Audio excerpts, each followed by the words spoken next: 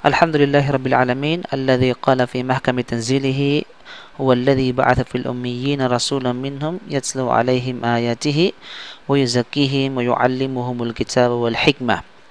Wassalatu wassalamu ala ashrafil mursalin, alladhi qala mukhatiban ummatahu, qad taraktukum ala al-bayda'i layluha kanahariha, la yazigu anha ba'di illa halik. وعلى آله وأصحابه الذين صدقوا ما عاهدوا الله عليه وعلى أتباعهم الذين جاءوا من بعدهم وساروا على نهجهم وسلكوا على دربهم وتمسكوا بهديهم ونفوا عن دينهم تحريف الغالين وانتحال المبطلين وتأويل الجاهلين. أما بعد. Lahat ng papuri at pasalamat ay para lamang sa Allah Subhanahu wa Ta'ala. Purihin natin ang Allah Subhanahu wa Ta'ala at pasalamatan na naggabay sa atin at nagturo sa atin ng matuwid na landas at nagturo sa atin ng pamantayan para sa ating pang-araw-araw na ginagawa. Mga kapatid sa pananampalatayang Islam, aking itatalakay sa pagkakataong ito ay ang isa sa mga mahalagang usapin na kung saan ay patuloy na hindi pinahahalagahan ng karamihan mula sa atin, mga babae man ito o mga kalalakihan. Ito ay nangyayari sa ating lipunan, nangyayari sa pagitan ng babae at sa kanyang lalaki, at ito ay nangyayari minsan sa mga okasyon o pagkikipagkasunduan. At ito ay talagang ang sunna patungkol dito ay sadyang namatay na. At ilan lamang ang bumubuhay dito, mga kapatid, sa mga taong may higit na takot sa Allah at sa mga taong nakakaalam ng sunna ni Propeta Muhammad sallallahu alaihi wasallam. Ang aking tinutukoy ay walang iba kundi ang pakikipagkamay ng isang lalaki sa kanyang o sa di mahram na babae, o ang pakikipagkamay ng isang babae sa isang lalaki na hindi niya mahram. Isa ito sa mga pangyayari na ang hindi tamang kaugalian ay nabibigyang halaga higit sa batas ng Allah Subhanahu wa Ta'ala. Hanggang sa punto na kapag sinubukan mong mangusap sa mga tao upang magpakita sa kanila ng katibayan na ito ay mali, sila ay magpaparatang sa iyo ng pagiging isang makaluma. Walang pangunawa, pinipilit sirain ang ugnayan ng pangkamag-anakan. Nag-aalinlangan sa kanilang magandang hangarin at iba pang mga bagay na kung saan ay nagpapakita ng hindi pagsang-ayon sa pagpapayo na iyong ginagawa para sa kanila kapag sila'y pinagsabihan mo na ito ay mali. Ang pagkikipagkamay sa pinsang babae, asawa ng kapatid na lalaki, at mga asawa ng tiyuhan ay higit na madali pa kaysa pag-inom ng tubig sa ating lipunan. Ganong kadali, mga kapatid. Subhanallah. Subalit, kung ito'y ating suriing mabuti, maunawaan natin ang pagkamalubha sa bagay na ito. Ang sabi ng Propeta sallallahu alaihi wasallam na ito'y hindi pinayagan bilang batayan sa tinatawag na pagiging invalid nito o di naman kaya ay di makatarong ang gawain ito. Kanyang sinabi sa kanyang hadith na ito ay matatagpuan sa Tabarani. Sinabi niya, la ay yud'ana fi ra'si ahadikum bimikhyatin min hadidin khairun lahu min ay yamassa imra'atan la tahillu lahu. Kung ang isa sa inyo ay sasaksakin ng karayom na bakal sa kanyang ulo, ito'y higit na mainam sa kanya kaysa humawak ng babae na hindi ipinahihintulot sa kanya na hawakan. Walang pag-alinlangan na ito'y isang gawaing zina, mga kapatid. Subhanallah, ito'y gawaing zina. So alam natin, sinasabi natin sa mga nakaraang lecture na ang zina, hindi lamang ito tinatawag o hindi lamang ito ay nangangahulugan na gawaing physically contact, yung tinatawag ng pribadong katawan. Bagkus ang zina, ito'y tinatawag na zina ni Propeta Muhammad sallallahu alaihi wasallam dahil ito ay nagdudulot sa paggawa ng zina. Bagamat hindi ito ang tunay na zina, ngunit tinatawag itong zina ayon sa Sharia dahil sa ito ay nagdudulot papunta ng zina.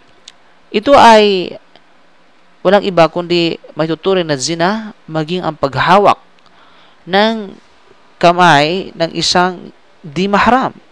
Ito ay pinatunayan ng hadith na sinabi ni Propeta sallallahu alaihi wasallam, wal yad zinaha al-batsh wal rijl zinaha al-khata wal al-khuda wal yad tazni wa zinaha al-lams. Sa ibang narration, sinabi ang pangangalunya ng kamay ay walang iba kundi ang paghawak. Sabihin, ang kamay ay tunay na ang pangangalo nito ay walang iba kundi ang lams, ang tinatawag na paghawak. Okay?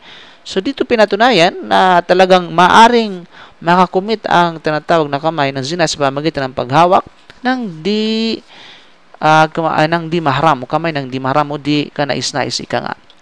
So, mayroon pa bang higit na dalisay sa puso o mayroon pa bang higit na dalisay na puso kaysa sa puso ni Propeta Muhammad sallallahu alaihi wasallam, kaysa kay Propeta Muhammad sallallahu alaihi wasallam? Ganun pa man kanyang sinabi, inni la usafihun nisa, hindi ako makikipagkamay sa babae o hindi ako nakikipagkamay sa babae. At kanya pang sinabi sa ipang hadith na hindi ako humahawak ng kamay ng babae. Ang tinutukoy dito na babae ay hindi niya mahram. Ibig sabihin, hindi siya mahram nila o hindi niya kaano-ano, hindi niya asawa. Si Aisha ay nagsabi wallahi ma akhadha Rasulullah alaihi wasallam an-nisaa qattun illa bima amarahu Allah Ta'ala. Sumusumpa ako sa Allah na tunay na hindi humahawak ang Propeta sallallahu alaihi wasallam, hindi niya hinahawakan, hindi niya kinukuha ang kamay ng babae kailanman maliban lamang sa kung ano ang ipinag-utos ng Allah subhanahu wa ta'ala sa kanya. Sa ibang narration ng hadith, kanyang sinabi, wa ma massat kaffu Rasulillah sallallahu alaihi wasallam kaffa imra'atin qattun wa kana yaqulu lahunna idza akhadha alaihinna al-bay'a. Hindi sumpaman sa Allah ang kamay ng sugo ng Allah ay hindi kailanman nakahawak ng kamay ng isang di mahram na babae. Siya ay tumatanggap ng bay'a o pangako ng katapatan mula sa kanila sa pamamagitan lamang ng salita. Hayaang magkaroon ng takot sa Allah subhanahu wa ta'ala yaong mga asawang lalaki na naghahamon ng hiwalayan sa kanilang mga mabubuti at huwarang mga asawa kapag sila ay tumatangging makikipagkamay sa kanilang mga kapatid na lalaki. Subhanallah. At hindi tandaan na ang paglalagay o itutukoy na kapatid na lalaki dito yung mga bayaw ng babae. At hindi tatandaan na ang paglalagay ng kapirasong tela o damit bilang sapin sa pagkikipagkamay ay wala itong kabuluhan. Same rulings. Either ito binalot ng kamay o hindi. Na tiling haram pa rin ang pagkikipagkamay sa di mahram na babae. So, mga kapatid, malinaw sa atin, subhanallah. Tunghayan natin yung mga ibang mga kasabihan, paliwanag ng mga ulama patungkol sa pagkikipagkamay ng di mahram. Unang-una, walang duda, ang pagkikipagkamay sa isang babae ay nahati sa dalawa. Una, ang pagkikipagkamay sa isang babae na ito ay mahram mo, ibig sabihin asawa mo, anak mo, kapatid mo, mga magulang mo, ay tunay na ito ay walang duna, ito ay pinahintulutan sa Islam. Pangalawang uri, ang pagkikipagkamay sa isang babae na sa di mahram, at ito ay nahati sa dalawa. Una, ang babae na kung saan ay wala ng pagnanasa pa. Ibig sabihin, matanda na at patay na yung kanyang pagnanasa, at ganyan din sa lalaki, patay na ang kanyang pagnanasa. O kailangan pareho sila ayon sa mga paliwanag ng mga ulama. So kapag pareho sila, patay ang pagnanasa, mga matatanda ng patay na ang pagnanasa, wala itong anuman na ito ay sa pagkikipagkamay. Ngunit kay Imam Shafi'i rahimahullah, ito ipinagbawal niya halaktuli ika nga mutlak sapagkat ay batay sa pangkalahatang hadith na nabanggit natin kanina. Sabi niya walang pagkakaiba ang babae na hindi mahram na ito man ay patay na yung tinatawag na kanyang pagnanasa o buhay pa ang pagnanasa. Sapagkat ang rulings, ang hadith ito ay pangkalahatan. Ngunit sa mga medyo sa mga scholar, ito ay binigyan ng detalyado ika nga. Pangalawang uri dito ay ang babae na di mahram niya na kung saan ay buhay pa ang kanyang pagnanasa. So walang duda, pinagkasunduan ng mga ulama, lahat ng mga ulama, pantas sa Islam, ay nagkasundo na ito ay ipinagbawal na makikipagkamay o hawakan ng kamay ng isang babae na hindi mahram na may buhay ang tinatawag na pagnanasa. So, merong tinatawag kumakalat na sabihin natin na kasabihan na may mga nagsabi na ang kanilang sinabi dahil pinahintulutan nila ang pakikipagkamay sa di mahram na babae ay dahil may sinasabi na meron daw nabanggit na hadith na mayroon isang sahabi na kung saan ay nakipagkamay sa tinatawag during the bay'a sa kababaihan, pagkikipagkasundo sa mga kababaihan sa tinatawag na I think Amal Fath. At sinabi nila na mayroon siyang sabi nakipagkamay at nakipagkasundo sa pamamagitan ng pagkikipagkamay. At ito ay sinabi niya kay Propeta sallam at ito ay pinayagan ni Propeta sallam at hindi nang salita. So, ano ang may sasagot natin dito? Tunay na hindi ito napatunayan. Ang hadith na ito na sinasabi nila ay hindi napatunayan mula sa sinabi ni Propeta sallam at hindi napatunayan din na ginawa ng sahabi ito. Bagkus ay mayroong isang explanation patungkol dito at related sa tinatawag na incident na matatagpuan sa tafsir ni Tabari o Qurtubi rahimahullah sa kanyang tafsir sa Suratul Mumtahina na kung saan ay sinasabi doon sa Suratul Mumtahina verse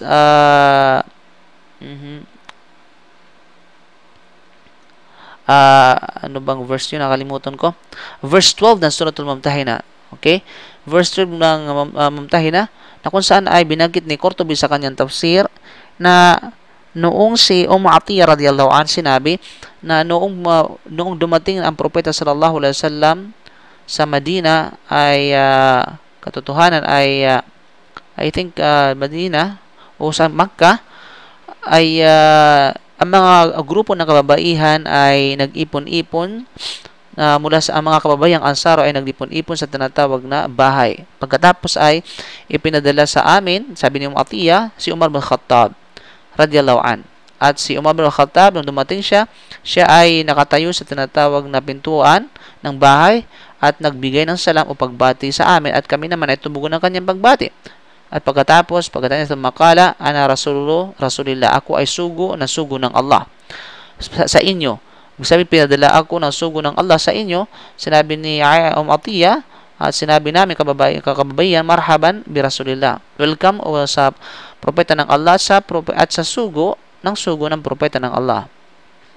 Fakala at pagkatapos sinabi ay ako ay nagipagkasundo sa inyo na katotohanan na huwag kayong sumamba ng maliban pa sa Allah at huwag kayong magnakaw at huwag kayong mangalunya. At pagkatapos sinabi ng Atiyah na sinabi namin, oo, tunay na at pagkatapos ito nilabas ang kanilang mga kamay at inilabas ang kamay ang kamay ng kababaihan sa tinatawag loob ng tahanan na ito at sila ay nagsabi na Allahumma shahad. Tunay na ang Allah subhanahu wa ta'ala ay tinatawag na witness. Okay? So dito, hindi sinabi dito na walang kailangan nagpapatunay na ito ay kinamayan ni Umar bin Khattab at magpapatunay na at wala sinabi bagkus nilabas lamang at dito ay hindi nangangahulugan na ito ay tinatawag na sila ay nakikipaggamay o nakikipaggamay si Umar bin Khattab sa mga kababaihan. Okay?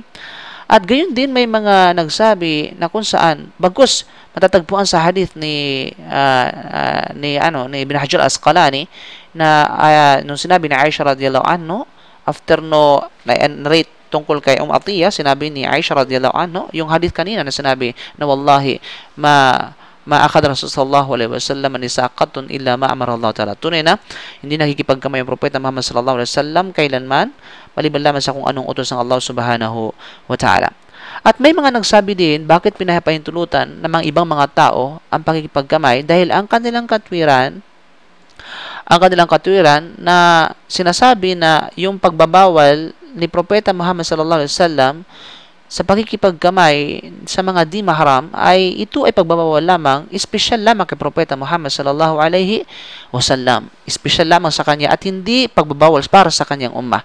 So dito, ang masasagot natin dito ay tunay na wala itong kabuluhan at hindi makatotohanan sapagkat mismo pinatunayan ni propeta Muhammad sallallahu alaihi wasallam sa kanyang hadith na ang sabi niya kanina kung ang isa sa inyo ay sasaksakin ng karayon na bakal sa kanyang ulo, ito'y higit na mainam sa kanya kaysa humahawak ng babae na hindi pinahintulot sa kanya na hawakan. So, sino bang kausap niya ay walang iba kundi ang umma niya. Ibig sabihin, ang kanyang mga sahaba. At ang implication dito ay hindi lang sa mga sahaba, bagkus sa kanyang umma. So, napapatunay na ang kanyang mga sinasabi ay walang kabuluhan, bagkus ito ay against sa sunnah ni Propeta Muhammad sallallahu alaihi wasallam. So, naway mga sister ay huwag kayong magalit sa akin, at sa mga brother, huwag kayong magalit sapagkat nagpapaalala lamang tayo kung ano yung batas ng Islam.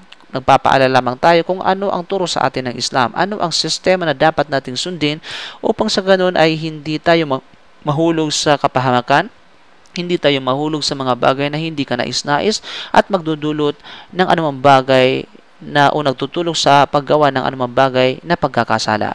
So naway magsisilbing itong aral sa atin, dagdag kaalaman at paalaala sa ating lahat. At ako ay pinapayuhan ang sarili at gayon din ang aking mga pamilya at sa pangkalahatan na manatili tayo sa kung ano ang turo sa atin ng sunnah at gayon din ng Allah subhanahu wa ta'ala upang tayo magtagumpay dito sa ibabaw ng mundo at sa kabilang buhay. Wallahu alam. Subhanaka bihamdik, asyhadu an la ilaha illa anta, astaghfiruka wa atubu ilaik.